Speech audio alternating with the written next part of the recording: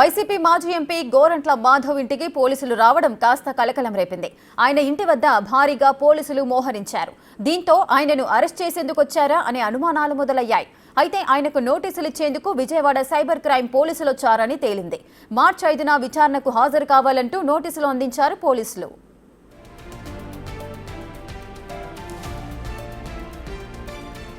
గతేడాది నవంబర్ 2న గోరంట్ల మాధవ్ పై cyber crime police స్టేషన్లో case నమోదైంది. ఆయనపై మాజీ మహిళా కమిషన్ చైర్మన్ వాసిరెడ్డి పద్మ ఫిర్యాదు చేశారు. ఓ ఇంటర్వ్యూలో పోక్సో కేసులో బాధితురాలి పేరును చెప్పారంటూ ఫిర్యాదు చేశారు. దీంతో ఆయనపై పలు సెక్షన్ల కింద కేసు నమోదైంది.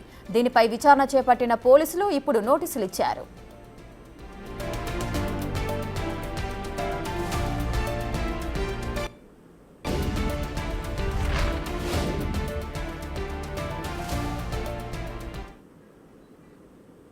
ప్రభుత్వానికి వ్యతిరేకంగా మాట్లాడినట్లు మీడియాలో వాళ్ళు కేసును రిజిస్టర్ చేయడం జరిగింది.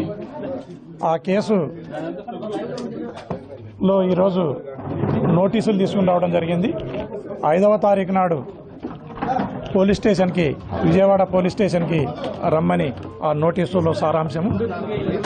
నేను నా లీగల్ అడ్వైజర్ల ద్వారా కానీ కోర్టు ద్వారా కానీ ఖచ్చితంగా న్యాయం పొందుతానని నేను ఆశిస్తున్నాను. ఇప్పటికే పోసాని అరెస్ట్ అయ్యారు, వాళ్ళని వంశీ అరెస్ట్ అయ్యారు. నెక్స్ట్ టార్గెట్ గోరంట్ల మాధవేనా? వాళ్ళు ఎవరిని అరెస్టు చేసినా ఈ రాష్ట్రంలో వైఎస్ఆర్ కాంగ్రెస్ పార్టీ అదిరేది లేదు, బెదిరేది లేదు.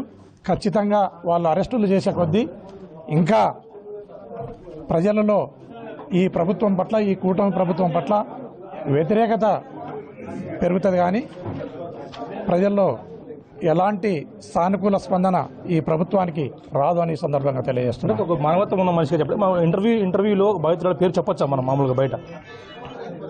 సరే, అకార్డింగ్ టు లా ఎవరు చెప్పనంత వరకు, ఎవరు డిస్క్లోజ్ చేయనంత వరకు, ఎక్కడ కూడా పేపర్లో కానీ సోషల్ మీడియాలో కానీ ఆ పేరు రానంత వరకు ఎవరు దాన్ని ప్రస్తావించినా అది తప్పవుతుంది. అది నాకు కూడా తెలుసు.